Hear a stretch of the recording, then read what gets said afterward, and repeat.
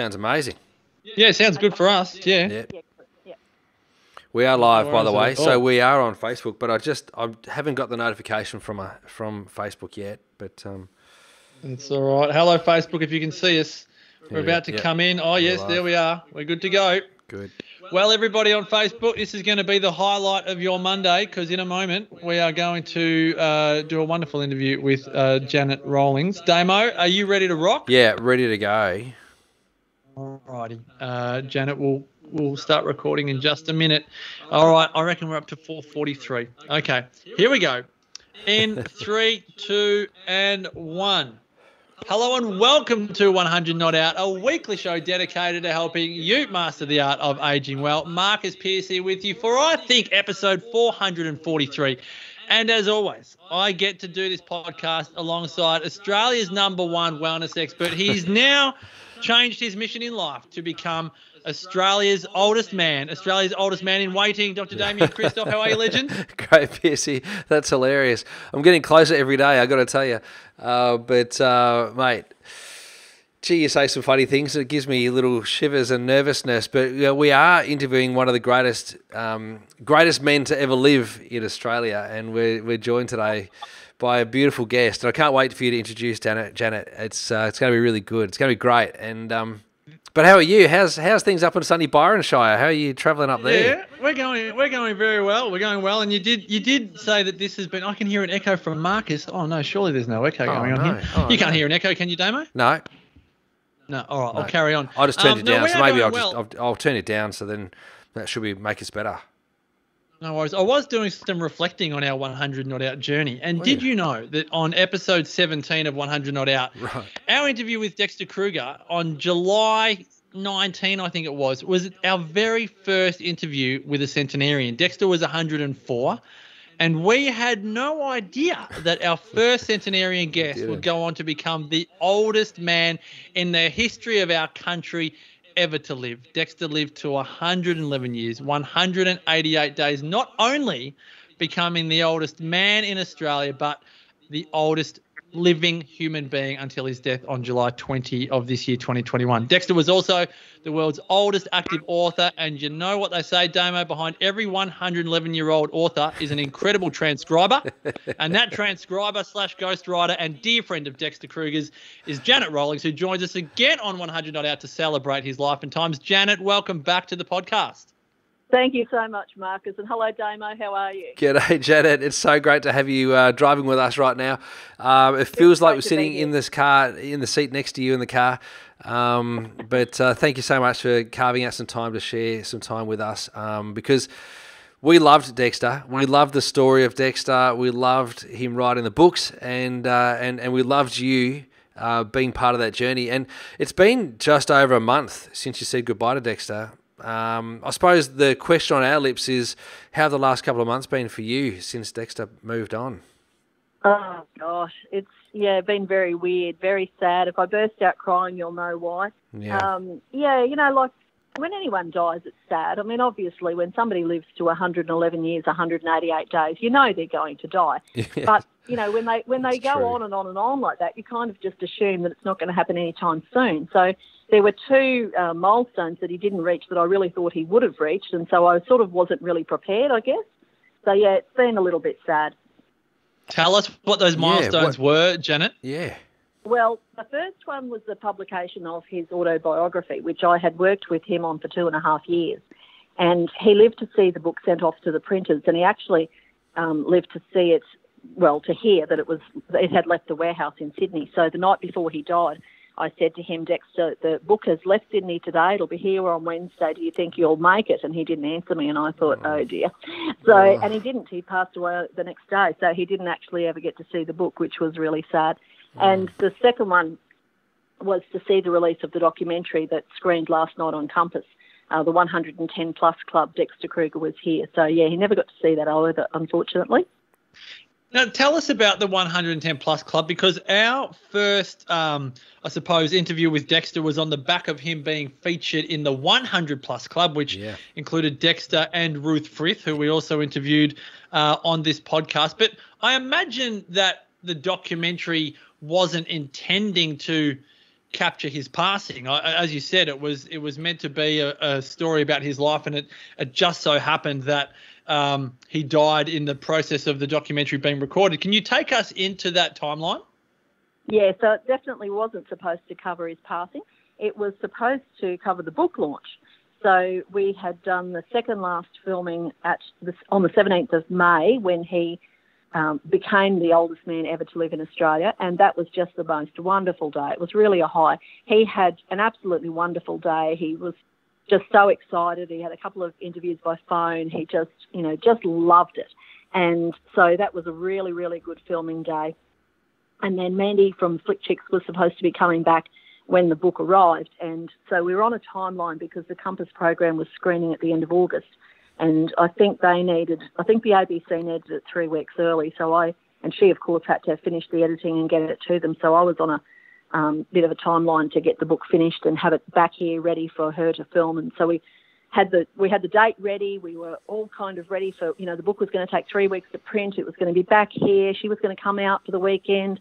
We were going to do this big book launch. He was going to, talk up the book and everything. And, he kind of just got sick and died. So he wrecked the plans a bit. Oh, Dexter, you wrecked it. Oh, jeepers.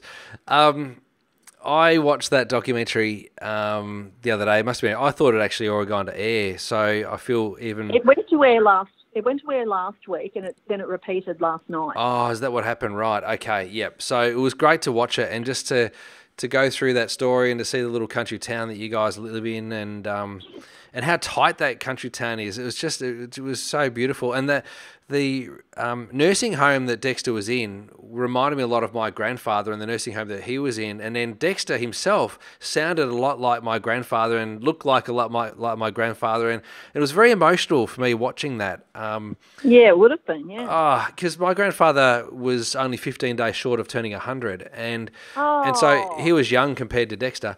He was pretty much only middle-aged compared to Dexter. But still, it's a special time. But the one incredibly unique thing about your experience with Dexter, Jana, is how many stories you got to recount and how many stories you got to transcribe and write. And I'm sure that now that he's passed, his legacy would have become even more apparent to you now. Would that be right? Yes. And what do you think that legacy is?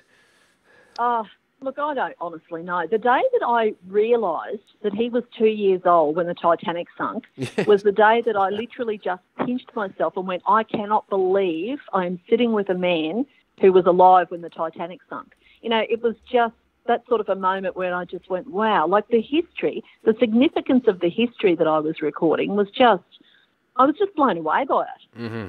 Oh, it is. It's incredible, isn't it? It really is incredible. But even watching, like, when we learnt that Dexter was writing books and that you were helping him with those books, in my mind, I kind of pictured those books being maybe stapled together. But watching you ring bind them and seeing how you're doing that, I was like, oh, this is so cool. This is so cool. And it actually made me feel like, there was a comment in the documentary where you talk about, if Dexter can write a book, then anybody can write a book, something like that. But it made me feel like I could write a book because all I have to do is just ring bind it. So that was cool. Yeah, so when he first started, I think, so Bob Matthews was working with him, and I think they, from the story that Dexter told me, they bought a big stapler and they bought some, like, binding tape and things, and they used to actually staple, I think if that was the first book, they used to staple it up and bind it and things like that. And then I'm not sure when they started ring binding them. I'm not really sure about that. When he had the first 7 books finished, he went to the local printers and asked them if they would put them together. And so they used to ring bind those books together themselves. Mm-hmm. And then so there was another girl in between Bob and I, Rebecca George, who worked for our local paper, and she did 1 book with him. Actually, I think she did 2 books when he never sold the second book. So that book was put into that album of 8. So then he sold that album of 8 that were spiral bound together. And so when I started with him, I had a binding machine and I had some binding combs, and I was like, I could do that. So I just used to buy the covers and and just do those 4 individually. But now that he's passed on, I've talked to his son about it, and we're going to actually get the printers to print those off as an album, the collection of those 4 books too. And I won't keep doing that because, that was obviously very time consuming. Yes. Now, Janet, when we interviewed Dexter back in 2013, he was telling us about some of the foods that he liked to enjoy. And I have to go back and listen to it, but I'm still trying to get the name of it right. But we almost guffawed that Damien and I didn't know this particular type of pig dish that he actually liked to enjoy. He kind of called it like pig skittle or some form of German food or whatever. But what I found really interesting was that over the years, and again, as a journalist by profession, I can totally get it, the mass media would try and find out Dexter's superfood of longevity. There's been articles written about Dexter and his love of chicken's brains, and then there's others around prawns and sardines. And when we spoke to Dexter, it was actually coffee and cake, 2 servings of cake every day, 1 morning tea, 1 afternoon tea, and then a 3rd coffee at midnight to help him sleep. Now, we want to know from someone that has known Dexter for over 30 years. Yeah.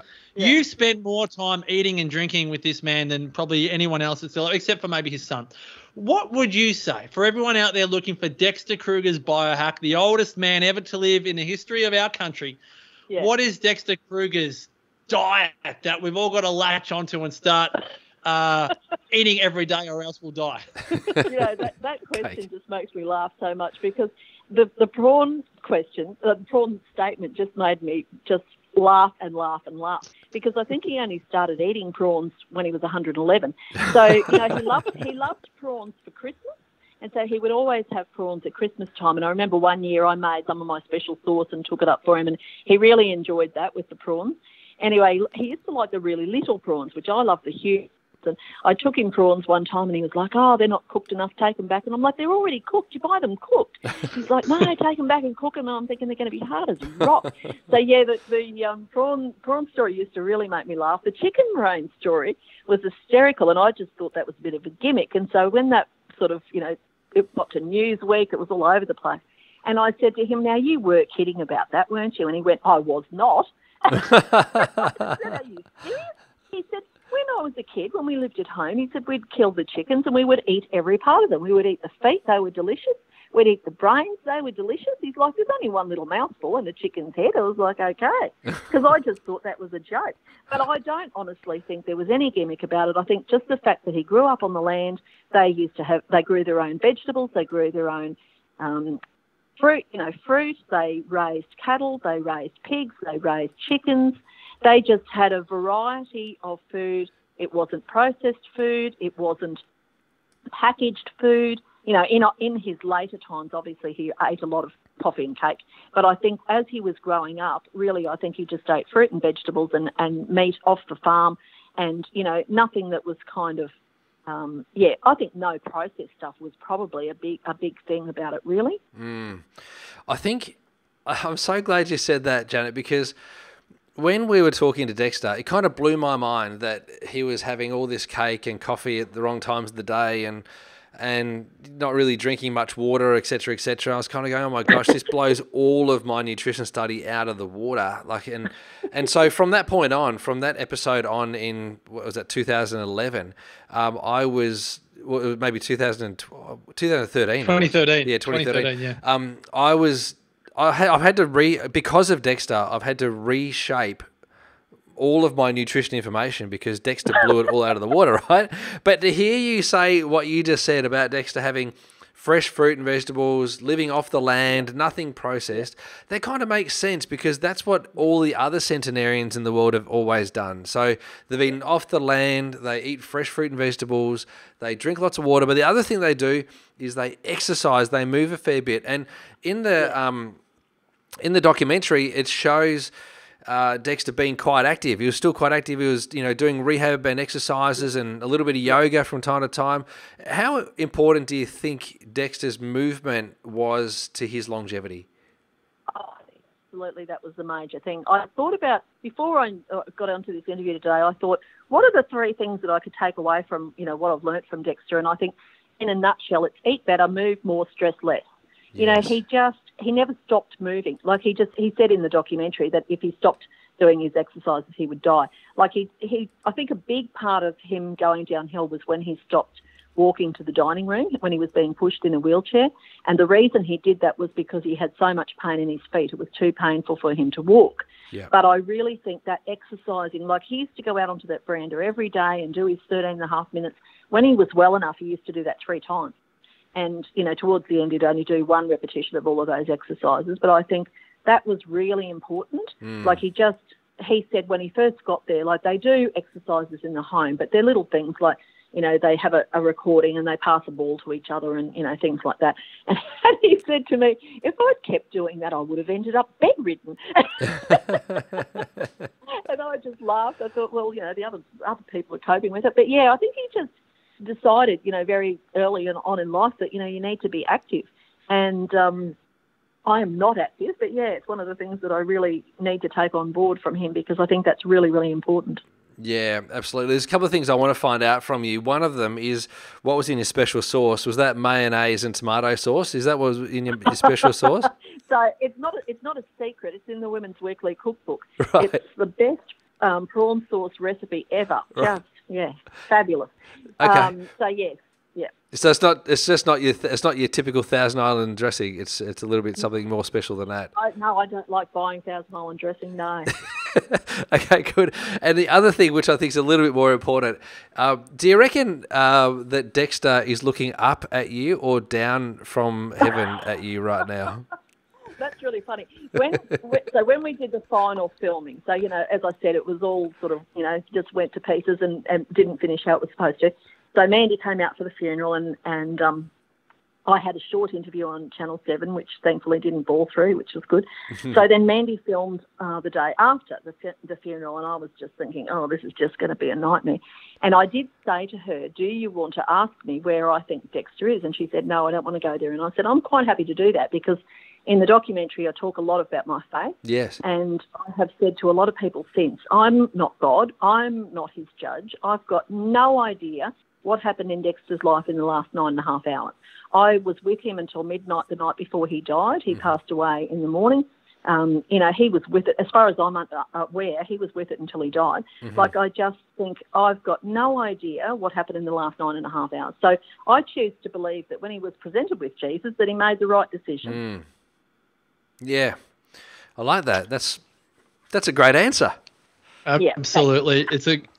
I think that is a wonderful answer, and I think because it is a bit, for want of a better term, when I was watching it, Janet, it is almost unsettling how much it does someone's life and death and the lead up to it. It does really play on our own heart and soul, and I really commend you on being so honest and vulnerable with your emotions and your words, in the recording of the documentary, because it was something that really, you could feel it through the TV, how much it was something that you were grappling with. And it is something that, no doubt, but I loved how respectful you were. That was what I really enjoyed, particularly at times like this where the nation and the world seems very polarized and there's only a right and a wrong. I love the nuances of your relationship with Dexter, and there's a real mutual respect, which I think a lot of us can learn about.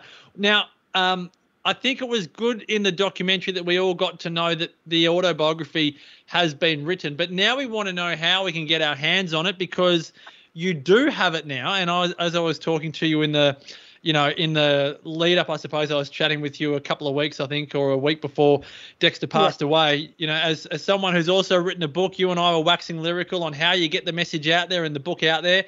It's so important, I think, as one of my favorite books that I have on the bookshelf here is A.B. Facey's A Fortunate Life. And it was one of those books that really taught me what it was like to be almost like, a man growing up in Australia.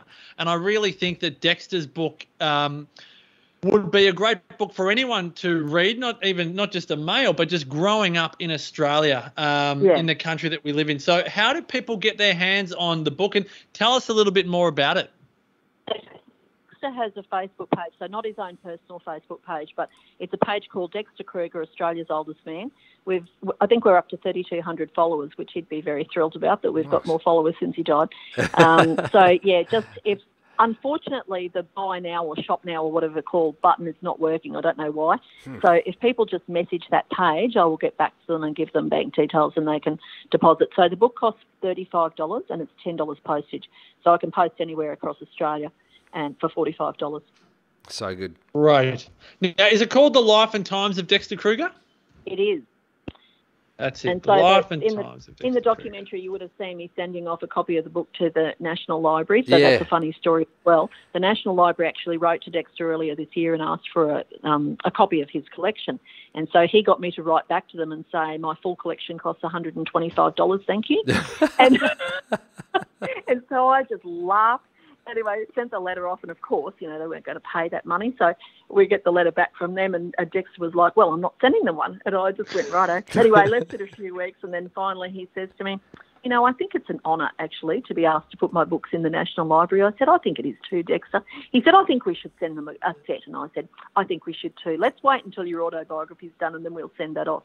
So, yeah, that's why that scene was pretty bittersweet too, because he never got to see me send that off to them.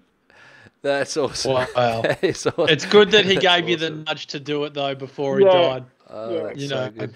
A A few weeks but it ago, sounds very Dexter. a few weeks ago, Janet, I was listening to Macca. Macca. Australia All Over. Yeah, Sundays with Macca, and I called up and spoke about Dexter. Oh, cool. Which is quite cool because they were talking about him, and I don't know whether or not it was just after his birthday. It was just after he passed away. No, it was just after he passed away. That's right. And so Macca was talking about it, and I managed to jump on there and say, I'd interviewed Dexter, and he was a lovely man. And I didn't really know him much more than just that. But I think that piqued a lot of people's interest, and a lot of people will want to know more about Dexter and read about him. And I'm so glad that you've been able to, put pen to paper and make volumes about Dexter. I think it's amazing. Yeah. Well, when I suggested the autobiography, he's like, why are we doing this? I've already written 12 books, all of my life stories in the 12 books. I said, Dexter, no one's going to read 12 books to find out your life story. So we went through the books that Bob had put together. We went through them, and I read through the stories that were about him, and he told me which ones he wanted in the autobiography. And then the one, out of the 4 books that I'd done, we pulled out some more, and then we added some more detail, especially about his childhood, and like we'd taken bits out and we'd add bits in. So yeah, I'm really happy with it. Like, it was a huge job. I did say to him, if I'd known what was involved in this, I never would have done it. And he said, well, I'm glad you didn't know. Same. Yeah, absolutely. Well done. Well, no, thanks serious congratulations to you, and for all of the years of friendship and support that you gave Dexter. And again, I know I was joking at the beginning, but we mean it. The fact that you were his transcriber, not just his friend, but his transcriber and his ghostwriter. And I think the 110 Plus Club, just shows how much effort it takes to be a transcriber of a 111-year-old. Without that commitment and tenacity, that book wouldn't exist. And we thank you so much, Janet. We want all of our listeners and viewers to head on over to the Dexter Kruger Facebook page, message Janet directly, and she will contact you in order to organise the payment and the delivery. So that is Dexter Kruger, Australia's oldest man. Is that right, Janet? That's right. Yep. You can get those details on Facebook. You can also search for the 110 Plus Club. Dexter Kruger was here. On iView, we'll post the link to the documentary in the show notes. And more than anything, we just want to have all of our listeners and members of the 100 Not Out community be aware of the mentor and the example that Dexter Kruger was in living the 100 Not Out lifestyle. Janet, as always, thank you so much for joining us on the podcast. Thank you for having me. I've really enjoyed it. No worries at all. Damo, thanks for your wisdom as always. Great man. Thank you, Piercy. So great to chat with Janet, and thanks for organising that. Thank you, Janet. It was great. To all of our 100 Not Out community here on Facebook and listening, make sure you head on over to damiankristof.com, myself, marcuspierce.com.au. Thank you to everyone who makes this podcast possible. And until next time, as always, continue to make the rest of your life the best of your life. Bye for now. See you, Facebook. Done. All right.